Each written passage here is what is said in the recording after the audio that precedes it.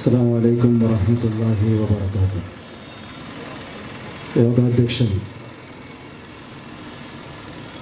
Social democratic party of ഇന്ത്യയുടെ വിവിധ നേതാക്കന്മാർ ഈ പ്രതിഷേധ ഐക്യദാർഢ്യ സംഗമത്തിൽ വിവിധ സംഘടനകളെയും കൂട്ടായ്മകളെയും പ്രതിനിധീകരിച്ച് എത്തിയിട്ടുള്ള സഹപ്രവർത്തകരായ സഹോദരങ്ങളെ, പ്രിയപ്പെട്ട നാട്ടുകാരെ, സഹോദരങ്ങളെ, വിശ്വാസികളെ, social democratic party of India എന്ന രാഷ്ട്രീയ പാർട്ടിയുടെ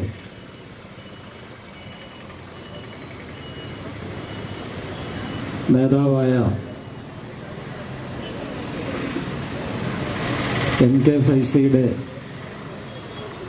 അന്യായമായ ED അറസ്റ്റുമായി ബന്ധപ്പെട്ട്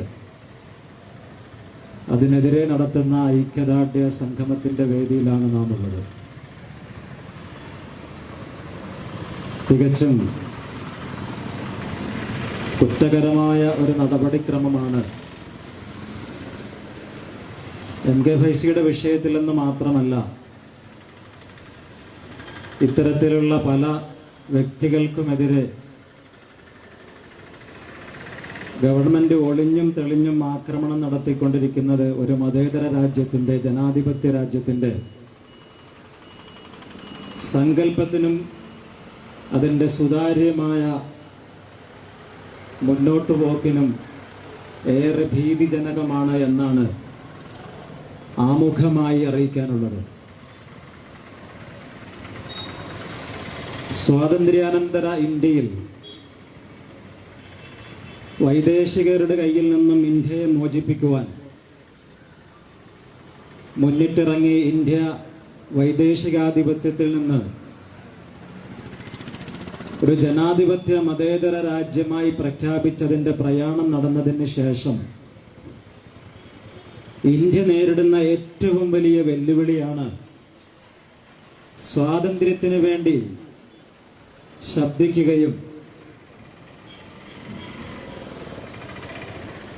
സ്വാതന്ത്ര്യത്തിൻ്റെ മുന്നണി പോരാളികളായി നിലയുറപ്പിക്കുകയും അതിനുവേണ്ടി ത്യാഗോജ്ജലമായ ജീവിതം പടുത്തുയർത്തുകയും ചെയ്ത ഒരു വിഭാഗം മതേതര രാജ്യമായി മുന്നോട്ടു പോകുമ്പോൾ സ്ഥാപിക്കപ്പെട്ട മൂല്യങ്ങൾ തകർന്നു വീഴുമ്പോൾ ആ മൂല്യങ്ങളെ പുനരധിവസിപ്പിക്കുവാൻ വേണ്ടി, അല്ലെങ്കിൽ അതിനെ നട്ടു വളർത്തുവാൻ വേണ്ടി പിന്നോക്ക മത ജന ന്യൂനപക്ഷങ്ങളുടെ ഉള്ളിൽ നിന്നും വളർന്നു വരുന്നവരെ അധികാരത്തിന്റെ ദണ്ടുപയോഗിച്ചുകൊണ്ട് ഇല്ലാതാക്കുക എന്ന ഒരു നീചമായ പ്രക്രിയയാണ് ഇന്ത്യ നേരിടുന്ന ഏറ്റവും വലിയ പ്രതിസന്ധി.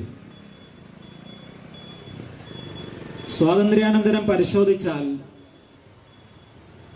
ഇന്ത്യയുടെ ജയിലിൽ കിടന്നിട്ടുള്ള ഇത്തരത്തിലെ മതജന ന്യൂനപക്ഷ വിഭാഗങ്ങളിൽപ്പെട്ടവരാരും ഇവർക്കുള്ള സത്യം ഉറച്ചു പറയാൻ തന്റെ നാവിന് ശേഷിയുള്ള അബ്ദുൽ നാസർ മഅദനി കേരള രാഷ്ട്രീയത്തിലേക്ക് കടന്നു വരികയും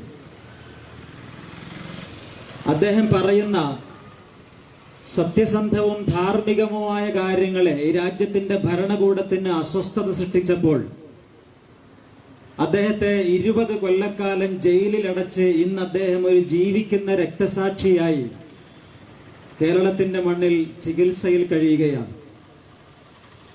20 കൊല്ലക്കാലം ജയിലിലിട്ട ഒരാളെ ഇന്ന കാരണത്തിന് വേണ്ടിയാണ് ജയിലിലിട്ടത് എന്ന് ഇതുവരെയും ഭരണകൂടം ഈ രാജ്യത്തോട് പറഞ്ഞിട്ടില്ല. രാജ്യത്തോട് പറഞ്ഞിട്ടില്ലെന്ന് മാത്രമല്ല, അദ്ദേഹം ഇക്കാലം അത്രയും ഒരു വിചാരണ തടവുകാരനായിട്ടാണ് ജയിലിൽ കഴിഞ്ഞിട്ടുള്ളത്. ജയിലിൽ താമസിപ്പിക്കാനും മാത്രം ഗുരുതരമായ ഒരു രാജ്യദ്രോഹ കുറ്റവും അദ്ദേഹം ചെയ്തിട്ടില്ല എന്നത് ഇന്ത്യയിലെ മതേതര ജനാധിപത്യ വിശ്വാസികൾക്ക് വളരെ വ്യക്തമായി ബോധ്യമുള്ള കാര്യമാണ്. അതുപോലെ ഇന്ത്യയിൽ തകർത്തപ്പെട്ടുകൊണ്ടിരിക്കുന്ന മൂല്യങ്ങളെ പുനരധിവസിപ്പിക്കാൻ ആരൊക്കെ രംഗത്തേക്ക് വന്നിട്ടുണ്ടോ അവരോടൊക്കെ ഗവൺമെന്റ് നടത്തിയിട്ടുള്ള ഫാസിസ്റ്റ് അല്ലെങ്കിൽ അർദ്ധ ഫാസിസ്റ്റ് ഭരണകൂടം നടത്തിയിട്ടുള്ള നടപടിക്രമം ഇപ്രകാരമാണ്. ആശയത്തെ ആശയം കൊണ്ടാണ് നേരിടേണ്ടുന്നത്. ആശയത്തെ അധികാരം ഉപയോഗിച്ചുകൊണ്ടല്ല നേരിടേണ്ടുന്നത്. അധികാരം ഉപയോഗിച്ചുകൊണ്ട് നേരിടേണ്ടി വരുന്നത് അധികാരവർഗത്തിന് അവിടെ ഇരുന്നു കൊണ്ട് ഈ സത്യങ്ങൾ അവർക്ക് പുലർത്താൻ കഴിയാതെ വരുമ്പോൾ അത് പറയുന്നവരെ ഇല്ലാതാക്കാൻ ശ്രമിക്കുന്ന ശ്രമത്തിന്റെ ഫലമാണ് ഇന്ത്യയിൽ നടന്നിട്ടുള്ള ബഹുഭൂരിപക്ഷം അറസ്റ്റുകളും കൊലപാതകങ്ങളും. വൻസാരെ ഉൾപ്പെടെയുള്ള പത്രപ്രവർത്തകരെയും മാനുഷികമായ മൂല്യങ്ങളെ മുറുകെ പിടിച്ചവരെയും മനുഷ്യത്വത്തിന് വേണ്ടിയും ഇന്ത്യയുടെ മൂല്യങ്ങൾക്ക് വേണ്ടിയും നിലകൊണ്ടവരെയൊക്കെ തന്നെ അത് ജഡ്ജി തലങ്ങളിലായിരുന്നെങ്കിൽ പോലും അവരെ ഇല്ലാതാക്കാൻ ശ്രമിച്ചതിന്റെ മുഖ്യ കാരണം അവർ പറയുന്ന ആശയത്തോട് അല്ലെങ്കിൽ അവർ പറയുന്ന മൂല്യങ്ങൾ ഭരണകർത്താക്കൾക്ക് ദഹിക്കാതെ വരുമ്പോഴാണ്. MK ഫൈസി എന്ന മൊയ്തീൻകുട്ടി ഫൈസിയെ അറസ്റ്റ് ചെയ്തു. എന്ത് തെറ്റിന്റെ പേരിലാണ് ED അദ്ദേഹത്തെ അറസ്റ്റ് ചെയ്തിട്ടുള്ളത്? അതും അറസ്റ്റ് ചെയ്യാൻ തീരുമാനിച്ച സമയം നമുക്കൊക്കെ അറിയും. ഇസ്ലാം മത വിശ്വാസികളെ സംബന്ധിച്ചിടത്തോളം റമദാൻ അവരുടെ ഏറ്റവും സന്തോഷത്തിന്റെ ഒരു മാസമാണ്. അവരുടെ ബന്ധുക്കളും സ്വന്തക്കാരുമൊക്കെ ഒന്നിച്ച് നോമ്പ് തുറക്കുവാനും പള്ളികളിൽ പോയി സജീവമായി പങ്കെടുക്കുവാനും അവരുടെ കുടുംബങ്ങളിൽ യാത്ര ചെയ്യുവാനും അവരുടെ കുടുംബങ്ങളിൽ അവശത അനുഭവിക്കുന്നവരെ കണ്ടെത്തി സഹായം എത്തിക്കാനുമൊക്കെ മുസ്ലിമീങ്ങളെ മാത്രമല്ല പലരെയും തിരഞ്ഞെടുക്കുന്ന ഏറ്റവും നല്ല ഏറ്റവും ആദരിക്കപ്പെടുന്ന ഒരു മാസമാണ് MK ഫൈസിയെ അറസ്റ്റ് ചെയ്യാൻ ED തീരുമാനിച്ചത്. MK ഫൈസി രാജ്യത്ത് പിടികിട്ടാത്ത ഒരു പിടികിട്ടാ പുള്ളിയല്ല. പോലീസ് ഒരു പിടികിട്ടാ പുള്ളിയായിട്ട് പ്രഖ്യാപിച്ച ഒരാളുമല്ല. ഗവൺമെന്റിന്റെയോ അല്ലെങ്കിൽ ഉത്തരവാദിത്തപ്പെട്ടവരുടെ നിർദ്ദേശപ്രകാരം കൃത്യമായിട്ട് ഉദ്യോഗസ്ഥന്മാരുടെ മുന്നിൽ എത്തിക്കൊണ്ടിരിക്കുന്ന ഒരാളാണ്. പിന്നെ എന്തുകൊണ്ടാണ് അദ്ദേഹം യാത്ര ചെയ്ത് അദ്ദേഹം പോകുന്നത് തന്നെ ആ ആവശ്യവുമായിട്ട് ബന്ധപ്പെട്ടാണ്. പോകുന്ന അദ്ദേഹത്തെ ഒരു ഭീകരാന്തരീക്ഷം സൃഷ്ടിച്ച് എയർപോർട്ടിന്റെ ഉള്ളിൽ വെച്ച് അദ്ദേഹത്തെ അറസ്റ്റ് ചെയ്യാൻ എന്ത് രാജ്യദ്രോഹ കുറ്റമാണ്, ഇന്ത്യ വിരുദ്ധ കുറ്റമാണ് അദ്ദേഹം ചെയ്തിട്ടുള്ളത്? ചെയ്തവരും അറസ്റ്റ് ചെയ്തവരും അതിനുവേണ്ടി മാർഗനിർദ്ദേശങ്ങൾ തയ്യാറാക്കിയവരും ഇന്ത്യയിലെ ജനങ്ങളോട് മറുപടി പറയണം. അബ്ദുൽ നാസർ മഅദനി എന്ന് പറയുന്ന ചുറുചുറുക്കുള്ള 100 കിലോയുടെ മുകളിൽ ഭാരമുണ്ടായിരുന്ന ഒരു യുവ പണ്ഡിതനെ അറസ്റ്റ് ചെയ്ത് 20 കൊല്ലം അദ്ദേഹത്തെ ജയിലിൽ പാർപ്പിച്ച് ഒരു ജീവച്ഛവമായിട്ട് പുറത്തുവിട്ടു എങ്കിൽ അതേ പാണ്ഡിത്യമുള്ള ഒരാളാണ് MK ഫൈസിയും. ഞാൻ മനസ്സിലാക്കുന്നത്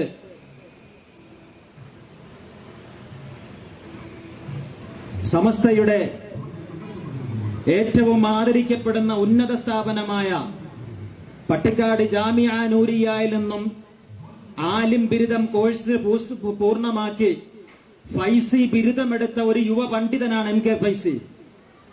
അല്ലാതെ രാജ്യദ്രോഹ കുറ്റമായി പ്രവർത്തനം ചെയ്യാൻ പാകിസ്ഥാനിൽ പോയി പഠിച്ചിട്ട് വന്ന ഒരാളല്ല.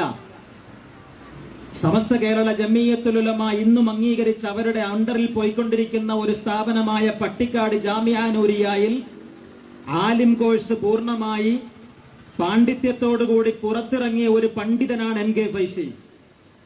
അദ്ദേഹത്തിന്റെ പേരിൽ എന്തുകൊണ്ട് അത്തരത്തിൽ ആ ഭാഗത്ത് നിന്നും അദ്ദേഹത്തെ അറസ്റ്റ് ചെയ്തതിന്റെ പേരിൽ ഒരു നടപടിക്രമമോ അല്ലെങ്കിൽ ഒരു പ്രതിഷേധമോ ഉണ്ടായില്ല എന്നത് ഈ രാജ്യത്തെ അത്തരത്തിലുള്ള കൂട്ടായ്മകൾ പാലിക്കുന്ന മൗനം ഗുരുതരമായ കുറ്റമാണ് എന്ന് സാന്ദർഭികമായി ഉണർത്താൻ ആഗ്രഹിക്കുകയാണ്. ഫൈസി കൂട്ടായ്മ കേരളത്തിലുണ്ട്. കേരളത്തിലെ ഏറ്റവും ആദരിക്കപ്പെടുന്ന പണ്ഡിതന്മാരെ കൊണ്ട് നിബിഡമായ ഒരു പണ്ഡിത സംഘടനയാണ് ആ സംഘടന. എന്നിട്ടും ഫൈസി അറസ്റ്റ് ചെയ്തിട്ട് അത്തരത്തിലുള്ള ഒരു നടപടിക്രമോ അത്തരത്തിലുള്ള ഒരു പ്രതിഷേധമോ എന്തുകൊണ്ട് അവർ സംഘടിപ്പിക്കുന്നില്ല? അപ്പൊ നിങ്ങളൊരു പക്ഷേ ചോദിച്ചേക്കാം, പണ്ഡിതന്മാർ പള്ളിയിൽ ജോലിയെടുക്കേണ്ടവരല്ലേ, എന്തിനു വേണ്ടിയാണ് രാഷ്ട്രീയ പ്രസ്ഥാനത്തിന്റെ മുന്നണി പോരാളികളായി വരുന്നത് എന്ന്? ചരിത്രം പരിശോധിക്കുമ്പോൾ ഒരു നാട്ടിൽ ഇത്തരത്തിലുള്ള അല്ലെങ്കിൽ ഒരു സ്റ്റേറ്റിൽ അല്ലെങ്കിൽ ഒരു രാജ്യത്ത് ഇത്തരത്തിലുള്ള അപജയം നടക്കുമ്പോൾ അതിന്റെ മുന്നണി പോരാളികളായി വന്നിട്ടുള്ളത് ചരിത്രത്തിൽ കാണാൻ കഴിയുന്നത് പണ്ഡിതന്മാരെയാണ്. കേരളത്തിൽ നോക്കിയാൽ വക്കം അബ്ദുൽ ഖാദർ മൗലവിയെ പോലെ, വാരിയംകുന്നത്ത് കുഞ്ഞഹമ്മദ് ഹാജിയെ പോലെ, ഉമർ ഖാദിയെ പോലെയുള്ള പണ്ഡിതന്മാരാണ് വൈദേശികാധിപത്യം ഇവിടെ നിന്ന് ഇല്ലാതാക്കാൻ ആദ്യമായി മുന്നിട്ടിറങ്ങി നമുക്ക് കാണാനാവും. ഇന്ത്യയുടെ ചരിത്രം എടുത്ത് പരിശോധിച്ചു നോക്കിയാൽ ആദ്യമായി വൈദേശികാധിപത്യത്തിൽ നിന്നും ഇന്ത്യയെ മോചിപ്പിക്കാൻ വേണ്ടി അതിന്റെ മുന്നണി പോരാളികളായി വന്നത് ഒരുപാട് സ്വാത്വികരായ പണ്ഡിതന്മാരായിരുന്നു. ദൈബന്തി ഉലമാക്കളെ പോലെയുള്ള ഒരുപാട് പണ്ഡിത മഹത്തുക്കളായിരുന്നു. കാര്യം അവരുടെ മേലൊരു വലിയ ഉത്തരവാദിത്തമുണ്ട്. ആ ഉത്തരവാദിത്തമാണ് അബ്ദുൽ നാസർ മഅദനി ചെയ്തതും ആ ഉത്തരമാണ് MK ഫൈസ് ചെയ്തതും ആ ഉത്തരമാണ് അത്തരത്തിലുള്ള പ്രവർത്തനമാണ് ഇന്ത്യയിലെയും ലോകത്തെയും മുഴുവൻ മുസ്ലിം പണ്ഡിതന്മാരും അല്ലെങ്കിൽ പാണ്ഡിത്യമുള്ള ഏത് വിഭാഗവും ചെയ്തുകൊണ്ടിരിക്കുന്നത്. MK ഫൈസ് ചെയ്ത തെറ്റെന്താണ്? അദ്ദേഹം ഒരു സമുദായത്തിന് വേണ്ടി അവരുടെ മുൻനിരക്കാരായവർ വഖഫ് ചെയ്ത വഖഫ് സ്വത്ത്, അതിൽ വരുന്ന ഭേദഗതി നിയമങ്ങൾ ശരിയല്ല, ആ ഭേദഗതി നിയമം തെറ്റാണ് എന്ന് ഇന്ത്യയിലെ ജനങ്ങളോട് പറയുകയും ഇവിടെ പറഞ്ഞതുപോലെ 10 ദിവസം കൊണ്ട് RSSന്റെ സംഘപരിവാറിന്റെ ഉത്തരവാദിത്തപ്പെട്ട മേഖലകളിൽ അവരുടെ തട്ടകങ്ങളിൽ 10,000ങ്ങളെ സംഘടിപ്പിച്ചുകൊണ്ട് അതിനെതിരെ പ്രക്ഷോഭം നടത്താൻ MK ഫൈസിക്ക് കഴിഞ്ഞു എന്നതാണ് അദ്ദേഹം ചെയ്ത ഏറ്റവും വലിയ ഗുരുതരമായ തെറ്റ്. എന്നാൽ വളരെ അടിവരയിട്ട് കൊണ്ട് പറയുന്നു, ഇവിടെ പറയപ്പെട്ടല്ലോ ജോർജ് മുണ്ടക്കയം ഉൾപ്പെടെയുള്ളവർ ഇവിടെ ഇരിപ്പുണ്ട്. ഫാസിസത്തിന്റെ ബലിയാടായിട്ട് അകത്തളങ്ങളിൽ അഥവാ ജയിലിന്റെ കാരിരുമ്പഴികളോട് മല്ലടിച്ച് അഗ്നിസ്ഫുടം ചെയ്ത് വന്നവർ എനിക്ക് ശേഷം പ്രസംഗിക്കാനുണ്ട്.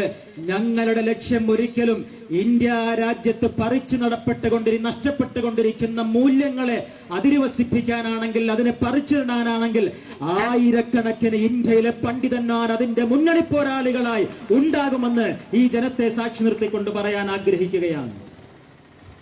എക്കാലവും പണ്ഡിതന്മാർ അതിന്റെ നേതൃത്വത്തിൽ വന്നിട്ടുണ്ട്. പണ്ഡിതന്മാർ അതിന്റെ നേതൃത്വത്തിൽ വരുമ്പോൾ പള്ളിയും മദ്രസയുമായിട്ട് അവർക്ക് ഇരുന്നാൽ പോരായിരുന്നോ?